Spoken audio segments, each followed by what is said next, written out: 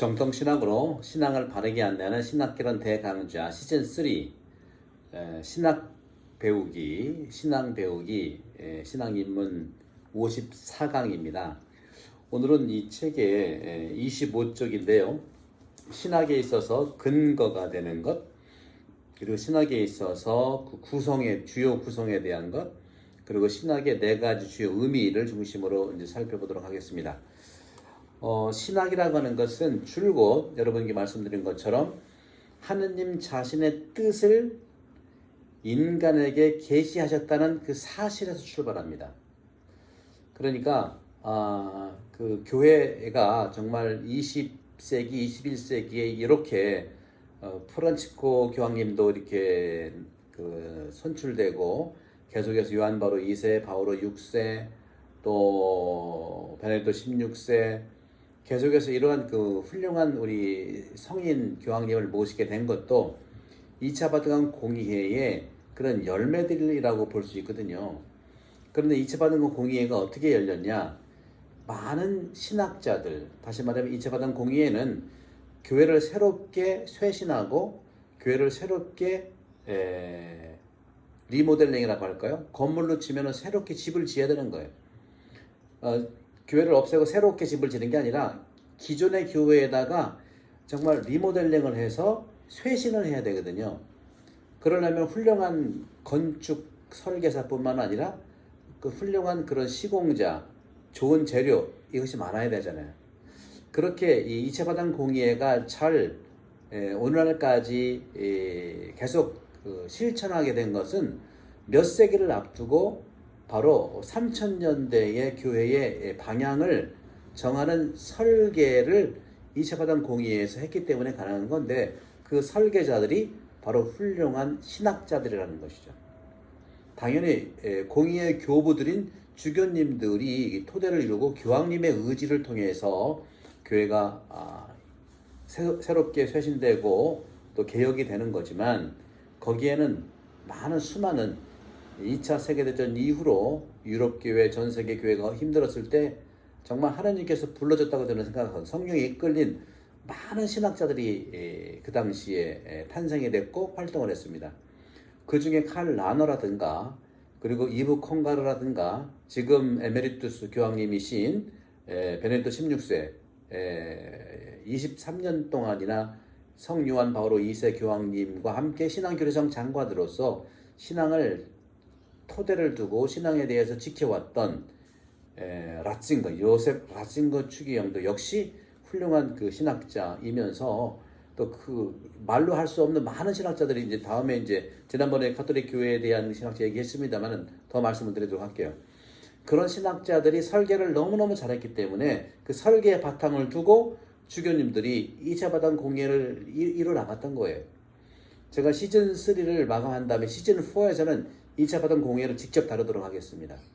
그런 점에서 우리 한국 교회도 그렇고 지금 호주 교회도 이 2020 시노드의 그런 그 삶을 계속 개혁해서 나가고 있죠. 우리 한국 교회도 벌써 수십 년 전부터 교구마다 시노드를 해가면서 이렇게 새로운 교회의 쇄신을 위해서 달려가는 걸 볼 수가 있습니다. 하지만 거기에 제가 보태고 싶은 것은 정말 그 시대의 신학자들을 충분히 모아서 신학적인 그런 성찰과 교회의 이런 쇄신에 대한 설계를 충분히 하는 것을 바탕으로 해야 된다는 말씀을 드리고 싶어요.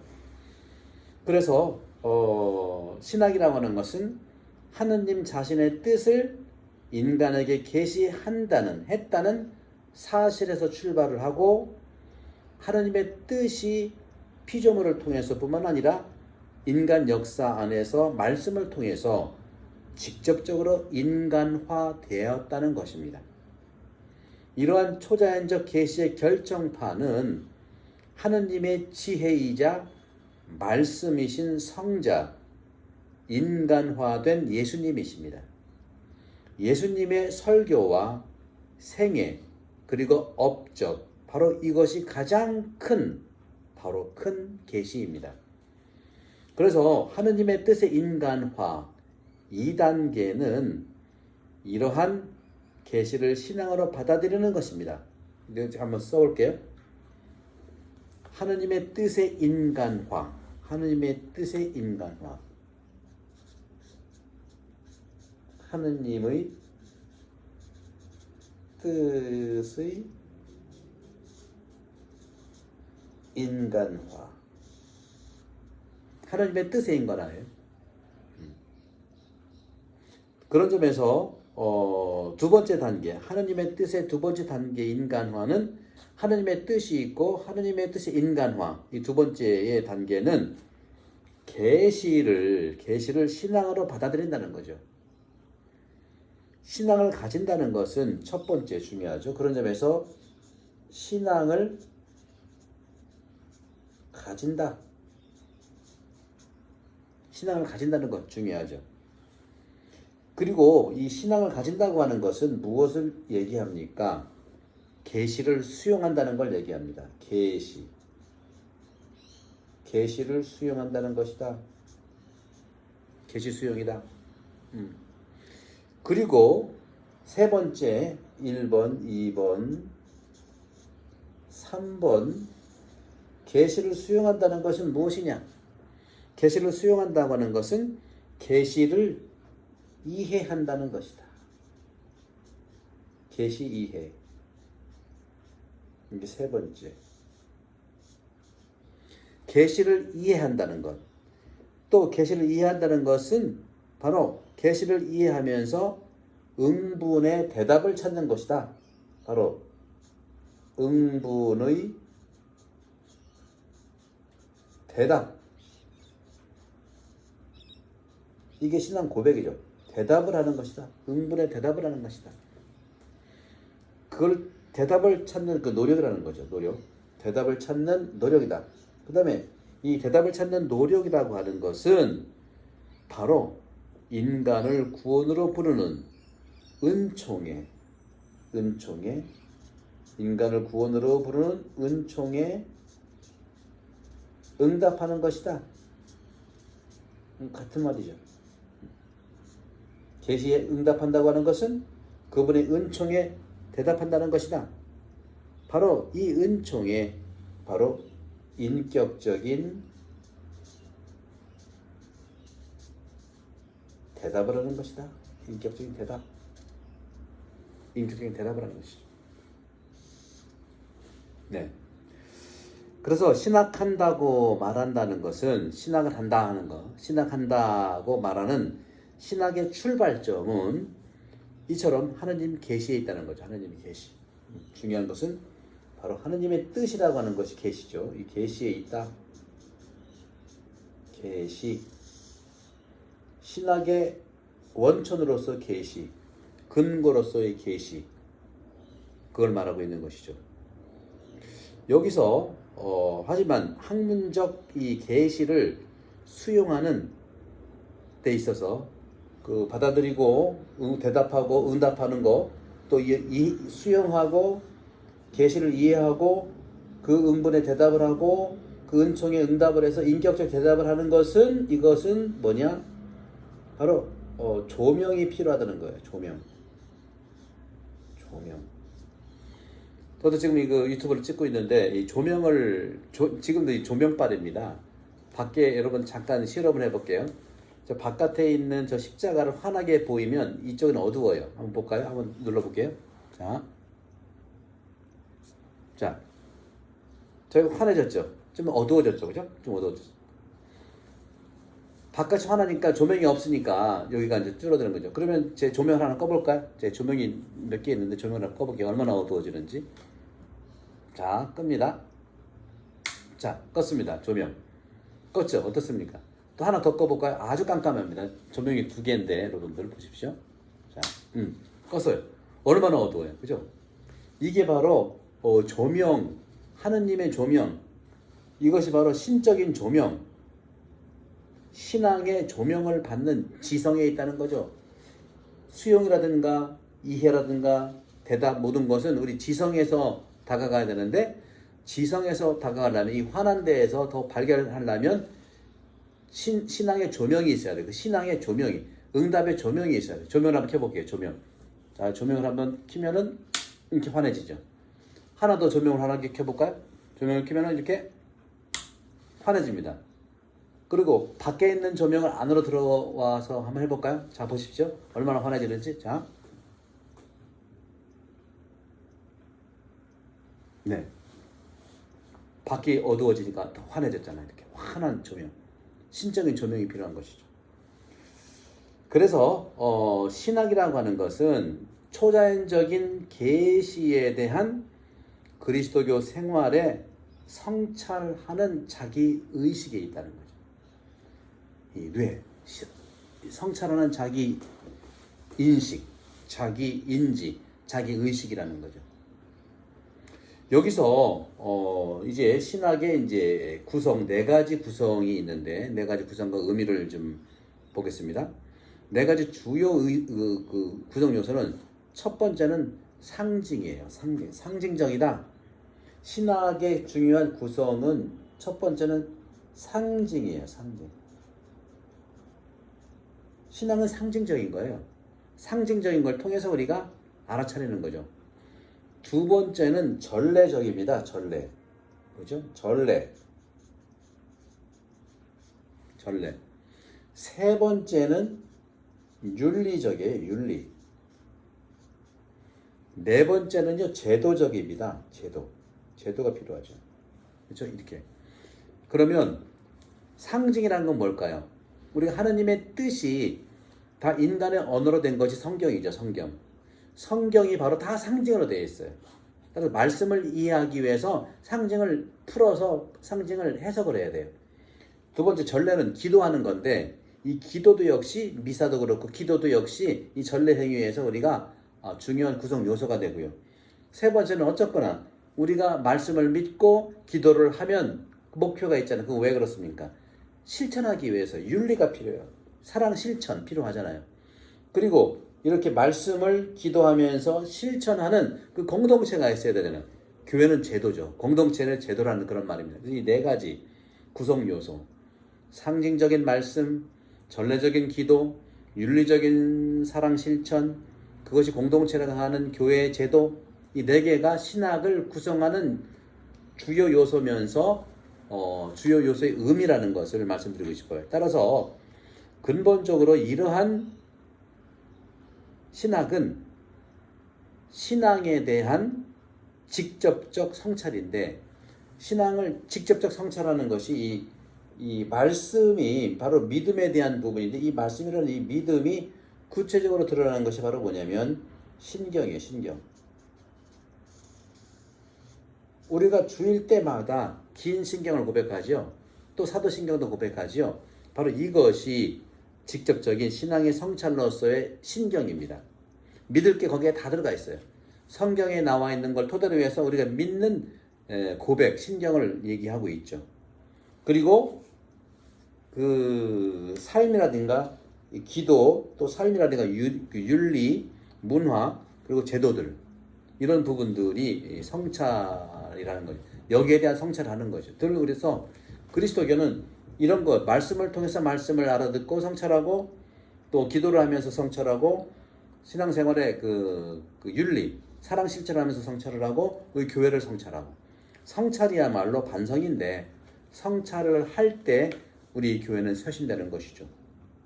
성찰적 신학을 학문, 하나의 학문이라고 말할 때 거기에는 엄정성이 있고 객관성이라는 고유하고 근본적인 두 가지 요소에 맞추어서 하느님 말씀을 연구하는 것을 신학이라고 합니다.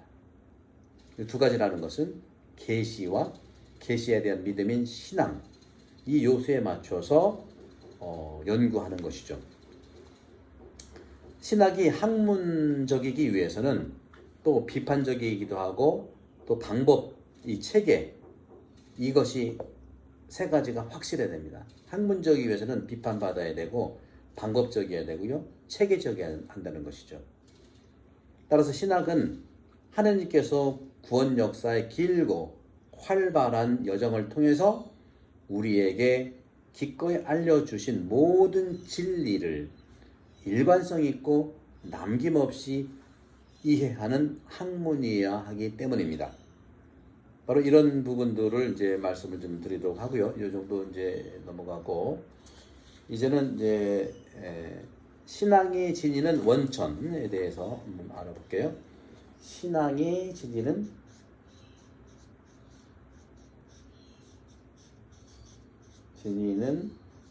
원천. 신앙이 지니는 원천은 당연히 두 개이죠. 항상 반복되는 겁니다. 하나는 계시이고요. 계시에 대한 우리의 신앙은 믿는 거니까 믿음에 대한 신앙이고, 그 신앙은 바로 이성으로 받아들이고 따져봐야 되는 것이죠. 신앙이 지니는 원천은, 계시에 대한 신앙이 지니는 원천은 신앙과 이성, 이 두 가지이죠. 그걸 하나씩 이제 바라보면요. 신학의 원천은 여기서 이제 그래서 잘못 썼네. 신앙이 아니라 신학입니다. 신학이 지니는 원천입니다. 네. 신학의 원천은 신앙과 이성으로 정말 대별되고, 이 중에서 신앙은 바로 내용의 원천이에요.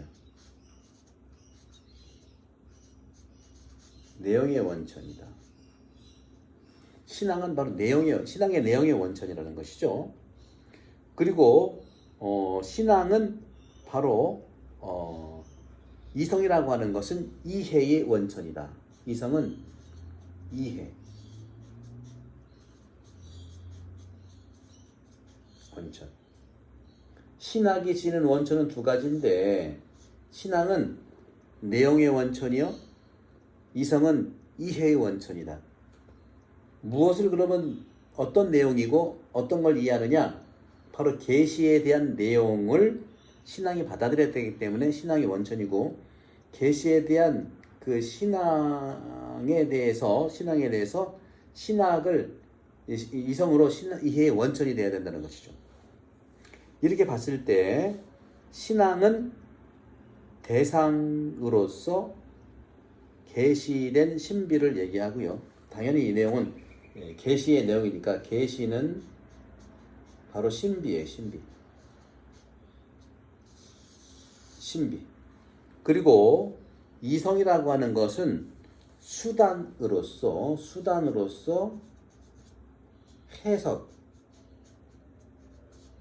해석의 열쇠가 되는 것입니다. 해석의 열쇠. 당연히 해석의 도구에 관련되는 겁니다. 해석의 도구. 따라서 제가 이거는 읽을게요. 길게 다 설명할 필요는 없고 한번 읽으면 여러분 이해가 될 것 같아요. 한번 읽어볼게요. 사실 신학은 그 내용에서 절대적으로 하느님의 계시인 신앙에 의존한다. 그러한 신앙을 통해 마치 하느님의 본성, 하느님의 섭리, 인간 영혼의 영적 특성, 인간의 자유 등과 같은 진리는 인간 이성에 수용될 수 있다. 신학에서 절대적으로 고유하게 다루어지는 것은 하느님에 의해 계시된 것이다. 그 형상에 있어서 신학은 상호적으로 이성, 곧 인간적 로고스에 의존한다. 그것은 사실 신적 로고스, 계시된 말씀이 인간적 로고스 안에 육한 것이다. 하느님의 계시가 인간의 그 로고스에 의존하는 것이죠. 네. 인간의 로고스 안에 육하는 것이죠. 이처럼 신학에 대해 신앙은 구조적 원리를 제공하고 이성은 해석적 원리를 제공한다. 이것이 이제 유명한, 제가 로마 공부할 때 바티스트 몬딘이라는 철학 교수 신부님께서 말씀하신 내용이에요. 그런 점에서 신학이라고 하는 것은 계시된 사물에 대한 인간의 이성만의 철학적 사변이 아니에요. 철학적 사변이 중요하긴 하지만 철학적으로만 신앙을 이해할 수가 없다는 거죠. 따라서 뭐냐? 중요한 아까 조명 얘기했죠. 하느님의 조명이 비추어야만 가능한 거예요. 따라서 신앙의 빛을 받은 또는 신앙과 결합된 이성으로 이성이라는 건 신앙과 결합된 이성이 중요해요. 신앙과 결합하지 않은 철학적 이성 나름대로의 존중은 하지만 신앙을 위한 철학적 그러한 그 사변이 우리 신앙에는 크게 도움이 안 된다는 겁니다. 따라서 이성으로 계시를 하는 학문이라는 거죠. 어떻게? 신앙과 결합된 이성으로 해석을 하는 것입니다. 따라서 신학은 사유의 도구로서 철학을 이용하는 것이지 이성만으로 종교 현상을 해석하는 종교학이나 종교 철학과는 본질적으로 다른 학문입니다. 그래서 종교학과에서 나오는 그 종교학과의 교수들은 이걸 배제하잖아요. 신앙의 빛을 배제하고 철학적인 사고만으로 이제 종교를 비판하기 때문에 우리도 뭐 말 쓴소리를 듣긴 해야 되지만 우리가 다른 차원에서 얘기하는 것입니다. 존중은 해야 되지만 신앙의 빛과 관계없이 얘기하는 거예요. 그런 점에서 결국 하느님의 계시를 신앙과 이성으로 해석하는 것이 교회의 교리입니다. 다시 말씀드릴게요. 하느님의 계시 그것을 우리의 계시의 응답으로서 신앙과 또 신앙과 결합된 이성으로 해석하는 것이 교회의 교리예요. 제가 그래서 이제 지난 2월 21일부터 교리를 시작했는데 일주일에 한 번씩 업로드 할 테니 여러분도 새로운 교리도 한번 들어보세요. 물론 신학개론 대강좌를 듣는 분들은 교리 수업 듣는 것이 참 쉬울 겁니다. 한번 연결해서 보시기 바랍니다. 그 교리를 학문적으로 설명하고 기술하는 것이 신학이에요. 또 다시 말해서 계시를 신앙과 이성으로 해석하는 것이 교회 교리이고 그 교리를 학문적으로 설명하고 진술하는 것이 신학이에요. 그렇다면 교회의 교리가 계속되는 한 신학도 계속된다고 말할 수가 있겠습니다. 그 다음에 이제 신학의 구조적인 원리를 좀 보시면 신학의 구조적인 원리를 같이 이제 보시겠어요? 신학의 구조적인 원리를 보실 텐데 신학의 구조적인 원리는 구원 역사의 근본적인 신비입니다. 그 신비는 삼위일체, 예수 그리스도, 육화, 순환, 부활, 성체성사, 은총, 교회 등 이렇게 있죠. 바로 이런 점에서 한 신학자에게 계시 중심의 소개를 하는 것이고 이것이 신학 구조 전체의 기초이고 바탕을 이루기 때문에 이것을 받아들이라는 겁니다. 한편 해석학적 원리로는 이성적 전망과 문화적 지평과 철학이 있는데 이에 대해서 신학자는 이해하는 일, 해석하는 일, 계시 또는 이 모든 각각의 측면과 모든 각각의 신비를 질서 지우는 일을 추구하는 것입니다. 따라서 오늘날 신학을 한다는 것은 어떤 의미냐? 오늘날 신학을 한다는 것은 그리스도교 신앙을 둘러싼 다양한 주제들의 연관성을 파악하는 겁니다. 다시 말해 신비이신 삼위일체 하느님, 성경과 성전, 교회의 가르침, 신앙 공동체로서의 교회와 신앙의 삶의 자리인 현실 세계, 그리고 하느님의 계시를 듣는 인간의 실존을 그리스도교 신앙에 관련 짓는 것, 이것이 바로 신학의 과제예요. 여러분들 오늘은 좀 쉽지 않은 그런 강의이시지만 듣고 또 듣고 보시면 이해가 될 겁니다. 따라서 신학은요, 이야기를 시작하는 주체가 누구인지, 이야기를 하는 삶의 자리가 어디인지, 이야기의 목적과 지향점은 무엇인지를 묻고 이러한 이야기를 이끌어가는 방법이 무엇인지 묻는 일부터 시작하는 겁니다. 첫째, 이야기의 주체가 뭐냐? 이야기를 하는 삶의 자리가 뭐냐? 이야기의 목적과 지향점은 뭐냐? 또 이 이야기를 이끌어가는 방법과 또 그 방법이 무언지 묻는 일, 이런 것들이죠. 이러한 물음들에 대한 대답을 찾는 과제야말로 다양한 신학적 사유를 이끌어내는 출발점이라고 말할 수 있겠습니다. 이상같이 오늘 여러분들께 좀 머리 아픈 그런 얘기를 했는데, 앞으로는 이런 머리 아픈 건 없어요. 없으니까 이제 이렇게 보시고, 다음 시간에는 신앙과 신학이라는 그런 주제에서 예수님과의 만남도 얘기하고, 신앙 체험의 이제 기본적인 순간들, 또 성경에 있어서 성경의 하느님과 성경의 신앙에 대해서, 또 성전과 교회의 가르침, 이런 부분들을 좀 말씀드립니다. 그래서